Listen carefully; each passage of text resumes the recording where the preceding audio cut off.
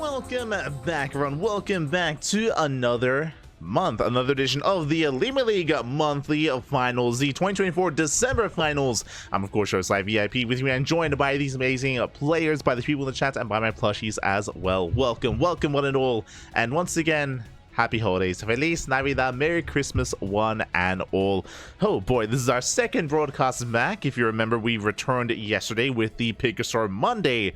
Now we are here with the OlimoLeague December finals. As a reminder as well, these events did transpire a day ago, so these are replays from just over 24 hours ago. We're here to catch up with these events here and now for the first time. Let's go, Papi. Let us go. Hope you've all been enjoying yourselves. Hope you've all had a great time. I passed the hell out after that cast last night. Unfortunately, I didn't get a lot of sleep, but I should be okay. I should be fine here for OlimoLeague at least. But most likely, right after this cast, I'm probably just going to go to bed again, and then wake up, and then get into Mass Coliseum, and then go to bed, and then wake up, then wake up for KSL tomorrow, then go to bed, wake up, then go into Mass Coliseum. We got a lot of casting to do. We have a lot of casting to do. I did mention that yesterday, we did look into it, and the 2024 finals was announced recently as well. That is going to be next week. We still have all of our regular weekly events as well, and there's just a lot of content, a lot of StarCraft to come in the month of January. Again, I was really hoping for a bit of a lighter month to just enjoy some time off, but I don't think that's gonna happen anymore. Oh no, Papi, oh no. I even had like a bunch of replay casts like slipped in, but especially because of Liu. If it wasn't for Liu, then I think we would have been okay. But now that it has arrived here, then we have to plan accordingly, and I'm gonna have to reschedule a bunch of stuff. I know Kuro is gonna be elated to hear about all the rescheduling, and yeah. We'll be fine though. We'll be fine. Copium. Of course though, for now we do have our December finals, and as we get into it, it is time to have a look at the bracket, figure out where we are, and figure out where we are headed. Here we go. There is no command in the chat because of course, the fact that these events already transpired, but let's switch our scenes over and have a look together. Here we go. So for those that are curious, the way that the OlimoLeague monthly finals works is that throughout the course of the month, there are 3 weeklies. There are 3 weeklies, and based on performances, based on placements, players get invited into the end of month finals. Fun fact, we actually do have an eventual stretch goal for our tournaments, for Sparkling Tuna Cup, to eventually have a monthly finals as well, if we can get there. Shout out to all the patrons, by the way. Shout out to all of our patrons that do allow for us to, of course, host the Sparkling Tuna Cup on a weekly basis, and for boosting the prize pool. One day, maybe monthly finals could also be a thing for our events. But again, the way that it works is that players, they are kept track of, they are awarded points, and then they are invited into this round of 8 bracket. As you can see, though, we're missing a player. From the bottom, we do have our Terran and Zerg. We have Rogue and Oliveira facing off against each other in the first round. We have Classic versus Trigger, another PvP. As a reminder, Trigger, he has been looking on fire in the PvP matchup.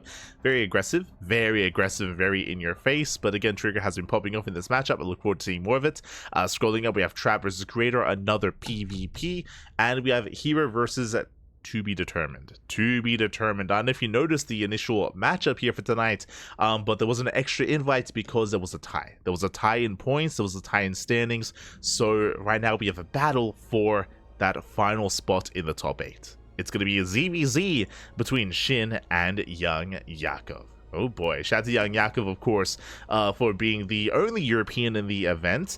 This month, both Clem and MaxPax were a lot less active. They weren't really competing too often in these OlimoLeagues. They did in previous months, in previous weeks, but specifically in the month of December, less so. So again, without them, we have the rise, of course, of the Korean scene. We have Oliveira repping China. We have Trigger repping Canada. Also, as a reminder, if you were unaware, Trigger is also living in South Korea. He's been living in South Korea for the past half year, even slightly more than 6 months at this point. So Trigger has been there for quite some time. That's also what I want to say is another reason as to why he has been improving so much is his time spent in Korea, spent on the Korean ladder. Definitely has shown in his play. But for now, again, we have our initial matchup. We have our first mirror matchup, the first of many. So there's a lot of mirror matchups. But hope you've all been doing well. You passed the sleep test. Yes, yes, kind of. For the most part. Let's go. I don't think I mind if I never saw another PvP again. We cast a lot of PvPs here on the channel. As a heads up. Plenty of PvPs here. Fun fact, YoungYakov qualified by his result in the 3rd weekly alone. There you go. There you go. Shout to YoungYakov. Yes, so we are going to be jumping into our first ZvZ of the day. Of the night, even. Here we go. It is going to be between YoungYakov and SHIN, and game 1 is going to be on King's Cove. Let us go. As a heads up, we are going to be casting every single match here. We're going to be covering the entirety of the initial rounds, then into the quarterfinals, into the semis, then into the grand finals thereafter. We are going to be sprinkling in a couple of breaks here and there to try to split things up and give us some breathing room, but for the most part, every match will be covered. And spawning in the bottom right-hand corner of King's Cove, we have the red Zerg player. It is YoungYakov.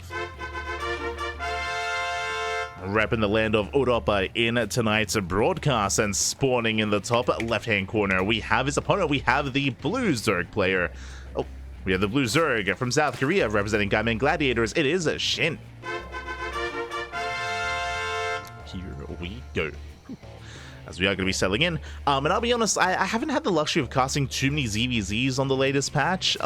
Typically, when it comes to broadcasting open cups, we do try to avoid mirror matchups as often as possible. But because of the amount of Protoss players in online tournaments, we do cover a lot of PvPs at least, but TVTs and ZvZs are less so. We've of course experienced a lot of YoungYakov versus Wayne over the past couple of weeks, whether it's in the Firegrow Cup number 4 or Firegrow Cup number 5, so that we have seen a lot of, but SHIN a little bit less so. What comes to mind is KSL, the Korean StarCraft League. SHIN did face off against Dark. They had a banger of a ZvZ against each other, and we'll see how that translates here against YoungYakov. For now, Hatch Gas Pool, standard opener out of YoungYakov, standard opener out of SHIN, loading into King's Cove. I would imagine that this is an ideal map to go into a 3rd base location. I feel like defending on 2 bases, I mean, again, the entry point towards the natural is quite large.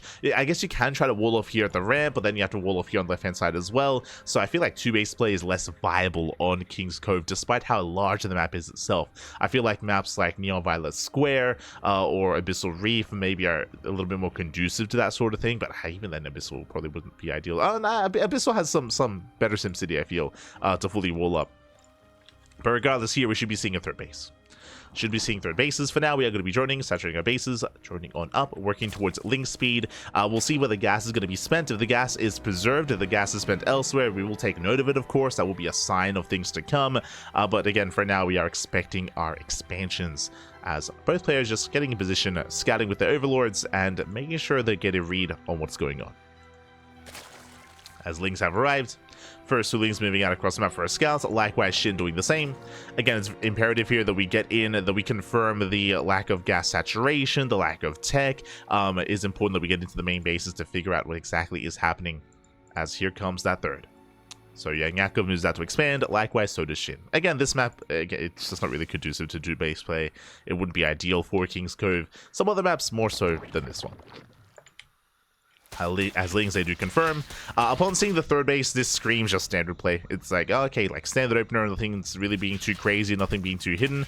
You could try to hide, like, I don't know, like a fast Evo chamber, but even then, it's kind of risky to do so if you're investing into a 3rd base. Queens are in position, Link Scout is denied, likewise, YoungYakov forced back as well. But again, both players, upon seeing the 3rd bases, I mean, they're feeling quite comfortable. There are some players that do try to skip their Bailey Nest in this position. That is true. I believe SHIN already confirmed. Yeah, he already confirmed the Bailey Nest. YoungYakov, he has yet to, but now he will. Yeah, Link dips in, confirms the Bailey Nest. If a player tries to skip Bailings and go straight into Roaches, then you can link flood them, and you can try to punish their greed. But both players confirm that no one is cutting corners. No one is cutting any corners. Both players are saturating. From here on forward, we should be entering a little bit of link bane aggression. Otherwise, we could just drone and head into a more standard back and forth of Roach v Roach mid game in ZvZ. Speaking of, Roach Warren gets placed here for YoungYakov. We should soon be seeing one from SHIN as well. Yep, there it is. Roach Warren's on the way. Do have our safety Banelings as well, and we're just droning up.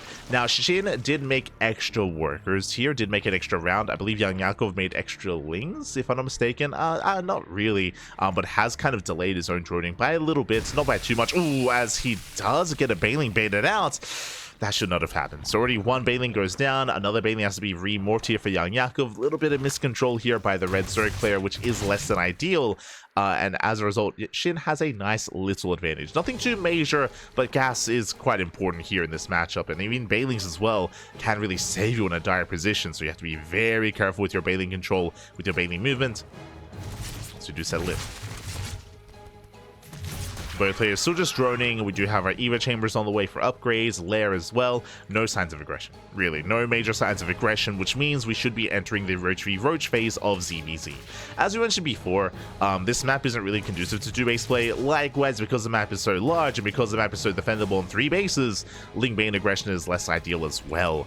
Just because of the rush distance by ground and because of how defendable the 3rd base is as well. So it does lead to more Roach v Roach instead. So if you wanted some Ling Bane wars, unfortunately, you're not going to see it here in game 1.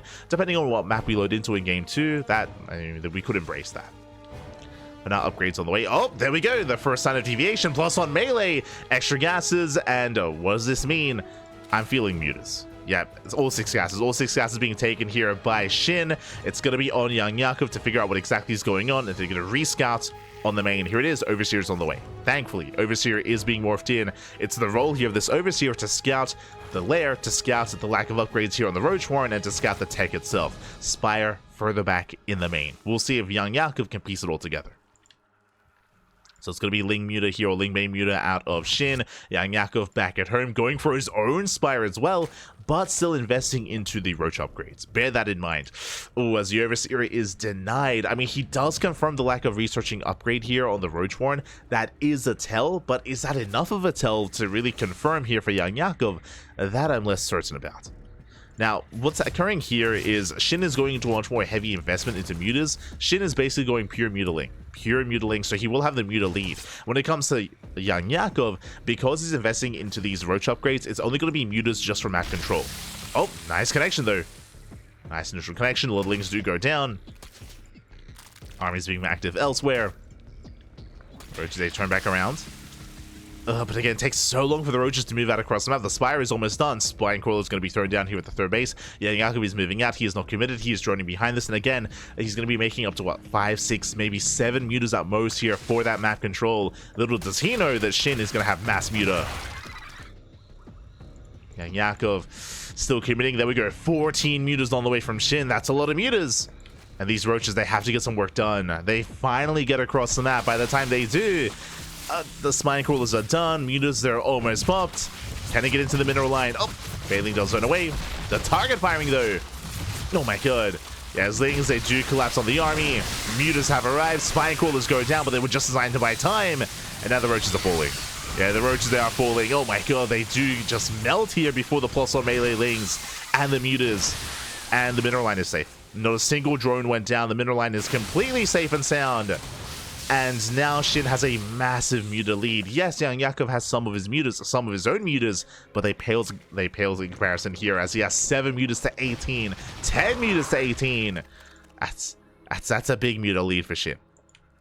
He's a massive lead. He's got +1 air attack on the way as well, so he will maintain that muta advantage. And now he's looking to strike, looking to try to hit that 4th. Lings, they sneak in. They head into the main. No, they head for the main base. A couple of them peel up here towards the 3rd as well, towards the natural even. The Queen's going to be shut down. Spore's not done. And drones are going to be falling. Yeah, last YoungYakov is being pulled apart. 6 drone kills already. No Queens here at the 3rd. 2 Spores, though. Nice. 2 Spores are in position. SHIN, he will respect it. He will back off.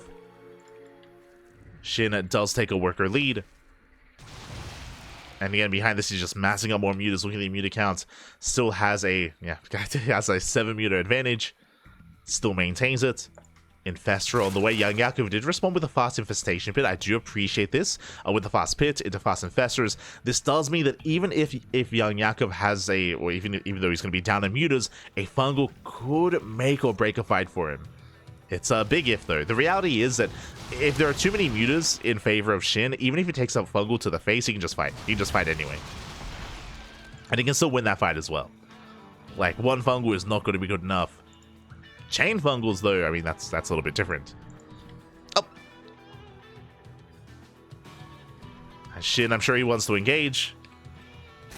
Again, 23 to 18. Oh, Fungal does connect. And he turns and fights. Yeah, he turns, he does fight. And with that, he will take this as well. It was only one Fungal. We spoke about it. Additional Fungals were required. One Fungal is not going to be good enough. And Shin, he will still dominate the air. We have 2 more Infestors on the way, but they still need more time. Likewise, they're going to be popping out here at the 4th. Oh! Expansion goes down. At the same time, YoungYakov with a massive link counterattack. Not bad. Does get across the map. Forces Shin back home. Lings are popping out just in time. Shin bleeding out 6 workers. Shin still has a worker lead, but he's forced back. Oh my god. As I say that, they once again engage. YoungYakov, he cannot fight this head on. Not like this. As it's going to be a drone kills. Not bad. Not bad whatsoever. Fungal once again connects. Once again, it's only one Fungal. Oh, the chain Fungal though. There we go. Second Fungal does land. And with that, YoungYakov, he can take this fight. He can try to at least. The muta counts are very close. Very close in the end. They're neck and neck. Upgrades 1 and 1 as well. And YoungYakov, he will take the fight. Again, very clutch second Fungal there from YoungYakov. Oh no, but the Infestors. Infestors, they get chased down by the Lings. But again, YoungYakov is still fighting his heart out.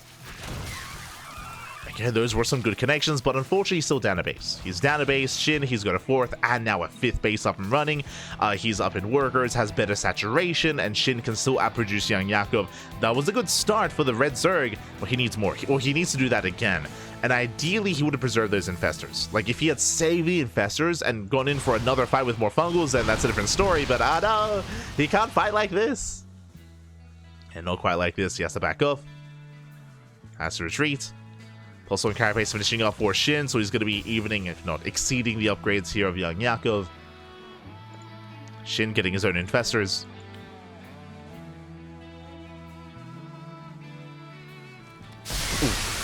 As YoungYakov does run into the Bailings, a brutal moment here for the Zerg. Ay. Not like this. Shin going for his own link counter attack. No Bailings here in position. Likewise, 5th base is exposed. Muta counts are once again neck and neck. They're quite close. Of course, Shin does have the upgrade lead. But Lings, they hit the 5th. They hit the 5th base. They get a kill, not a cancel. Likewise, Lings, they flood in towards a natural. It isn't just about the Mutas, now it's about the Lings as well. Oof, and they're wreaking havoc. The 17 drone kills. Ay. Going for the Infestor. Oh my god, clutch transfuse. Very clutch transfuse. Does save the Infestor, but alas, what about everything else? What about the drones as 31 workers go down? Kill the 5th base, going for the 3rd. Mutas, a race back. That makes an opening. Oh no! Infestor will get the Fungal off. Not bad. Does land the Fungal. YoungYakov, he does punish this. And Shin respects it. He has to get the hell out of here. But again, the Lings, they're doing everything they need to. They're doing everything else. They kill the 3rd. Ooh, Muta's left idle. YoungYakov does chase him down. Oh no! The counter Fungal! Fungal does land. Spores, they do burrow. And oh, this is a fight that I don't think YoungYakov can take anywhere near as confidently. Yeah, GG gets called as he runs out of steam, and Shin will take game number 1. Whew. GG. GG, well played. Again, Shin able to successfully get away with his Muta play. As a reminder, he went up to 3 base Muta. He skipped Roach Speed, skipped plus one range, and he went into Mass Muta. We saw that YoungYakov tried to punish, but it took a long time for the army to move out across the map. As we mentioned, rush distance by ground on King's Cove is very long, and likewise, the 3rd base is very defendable as well, and as a result, the investment into all those roaches wasn't really worth it. If you remember, he didn't kill a single drone. He killed 2 spines and Lings. And that's it. That's all he got for all those roaches. With that, Shin took a lead. What I will say though, big shout out to YoungYakov for finding a way out of that and for going into Infestors, and he was able to take some decent fights and he was able to claw his way back in. He never really took the lead away from Shin, but he was able to at least make him work for it, and there were definitely some nice opportunities there for YoungYakov. Again, the only chance would have been with those fungals, and he had some good moments, but not enough. Not enough in the end, and with that, Shin does take a lead, and now we are jumping into game number 2. Let's go. Let us go.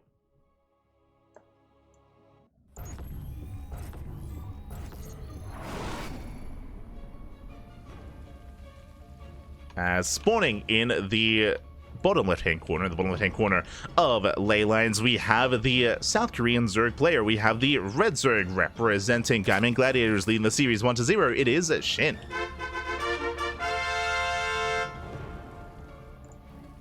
And spawning in the top right-hand corner, we have the blue Zerg player. We have the blue Zerg down in the series, but we'll see if we can bounce back and force that ace match. It is YoungYakov.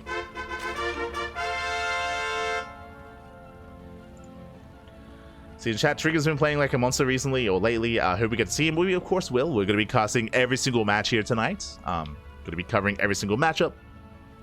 And Trigger is a part of this event. So we got you. We got you. And I do agree. I do think Trigger, especially in PvP, I feel like PvP has been his stomping ground recently. There's a reason for that, though, and we'll get into some Trigger when we get into his matchup later on down the line. We'll get there. We'll get there. Don't you worry.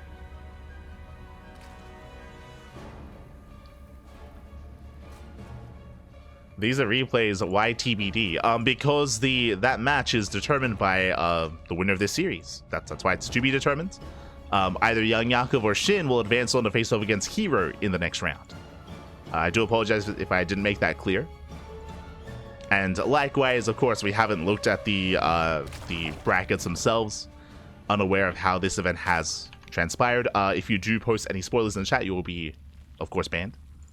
So take care of yourself. Just catching up.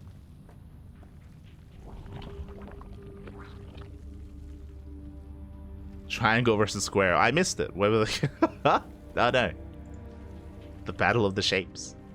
We did have some interesting openers here. We did have a 15 hatch opener out of Shin. Or we just had an extractor trick, I should say, early on. Outside of that, standard openers, hatch gas pool, no major deviations. What I will say as we load into ley lines, shorter rush distance by ground. So if we did want to be a little bit more aggressive here, especially in the roach phase of ZvZ, it is a little more viable. I do not expect Shin to once again go into 3-base muta. I don't expect that, or at least not the way that he did in game 1, because the chances of him being punished for it is a lot higher here on ley lines. Is going to be much higher. What I will say is that the bases themselves are more defendable here when it comes to, the ramps coming into them, the choke points, the points of elevation that you can take advantage of. That is true, but the rush distance is still shorter, so move outs like that do hit harder than previously than on King's Cove. But now third bases are on the way, and we should soon be seeing those Bailey nests as well. Speaking of,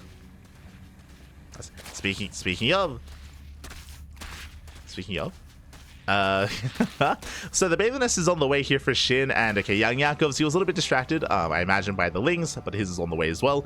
It is slightly delayed, but only by a couple of seconds. It's fine. It's fine. Just a couple of seconds later, as we can settle in. I'm curious, did Shin see? So Shin, he did take note of that. We do have extra Lings on the way for Shin. We'll see what he's able to accomplish with this, as he has 10 Lings in production. And we'll see what he can get done. As technically there is going to be a window where Shin has Banelings and YoungYakov does not, but I don't know if that window is large enough, as Shin does move out. Does move out across the map. Gonna hit that third.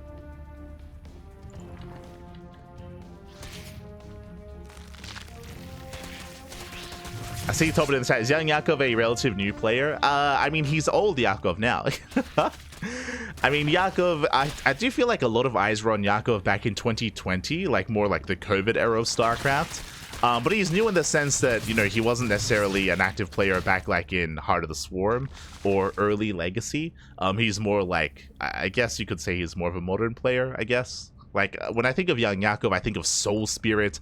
I think of, what else do I think of, actually? Christiana, right? I think of Christiana, I think of Soul Spirit, I think of YoungYakov, I think of Arrowfire, for example. It's like the quote-unquote like newer generational players, like Fiant, right? Maybe.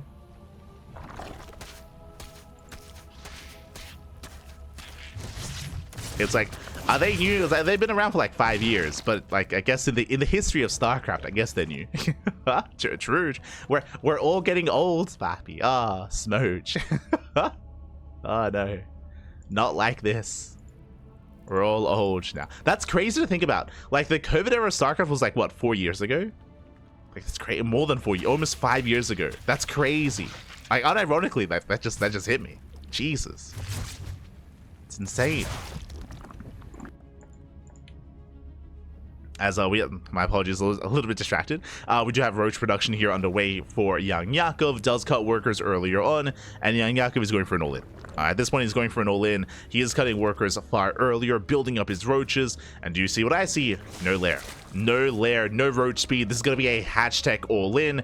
Very committed here from YoungYakov. Shin back at home, he's teching. Getting a lair into roach speed, into +1 eventually. Yeah, +1 is now on the way. Saturating, taking all of his gases. We'll see if YoungYakov can punish this. I'm a little bit perplexed as to +1 range for YoungYakov. Like, it's going to take a long time for this to really kick in. Another supply block. Five overlords on the way. A brutal supply block for YoungYakov. Now it's not when we're going all in. 6 overlords on the way, and he will break out of the supply block, but that will heavily slow him down. Not like this, as he is amassing up more roaches. Spire is on the way once again for Shin. This is greedy, is what I will say. This is greedy, but this all-in is a little bit lackluster for YoungYakov. It is delayed, so maybe he can get away with it. Okay, ski cancels. Okay. He sees the all-in. He sees the army moving out across the map. He cancels the Spire, building up as many roaches as possible. Spine crawlers are on the way, and can Shin survive? Can he hold? As YoungYakov does have the army lead. Shin building up, getting in position. Haley not quite getting the damage that it was hoping for. YoungYakov, he's going to be breaking through, but again, she's just buying time for his spine crawlers. Just trying to buy time for reinforcements. As YoungYakov, he is gaining some ground, pushing forward, getting on top of the queens. Yeah, first queen is going to fall. No transfuse. Roaches are falling as well. The spine crawlers are finishing. Oh, one goes down. And there's just one left. But you can see YoungYakov, he's slowly running out of steam, trickling in with some lings. Once again, trying to get on top of the roaches, but Shinny's holding. Yeah, Shinny's holding on. Again, this hit a little bit too late. Imagine if this hit like 30 seconds ago. 30 seconds ago, when the spine crawlers know when they're finishing. Alas, when there were less roaches as well. And what I mean by 30 seconds ago, imagine if there wasn't a supply block. Like, that was like that was a brutal moment for YoungYakov. It did slow him down. And now we can see Shin going for the counter all-in. Yeah, and GG gets called. YoungYakov has nothing left. And Shin will take the series 2-0. GG. GG, well played. I do like the idea of going for the 2-base all-in here on ley lines. And for the most part, it was unscattered for quite some time. As YoungYakov, he had cut workers a lot earlier. He didn't have a lair. And likewise, there was no scattered to the main. But it was a little bit brutal that he himself had kind of delayed his own move out, delayed his own all-in. That gave Shin so much more time to actually not just saturate his bases, but take advantage of that saturation. He was on full 3-base economy, he was on 6 gases, and with that he can actually make use of it and make enough roaches to defend. GG. GG, well played. Again, typically when it comes to all-ins, like the execution needs to be on point. If you do delay by any amount of time here, it's just better and better for the defending player. With that, GG. GG, well played. And with that, we have our round of 8. We have our round of 8 set up here. We were curious who was going to be facing off against Hero in that second round, and it is, in fact, going to be Shin. Let's go. Is going to be Shin versus Hero. That's going to be coming up next here on the channel. That is going to be our next series.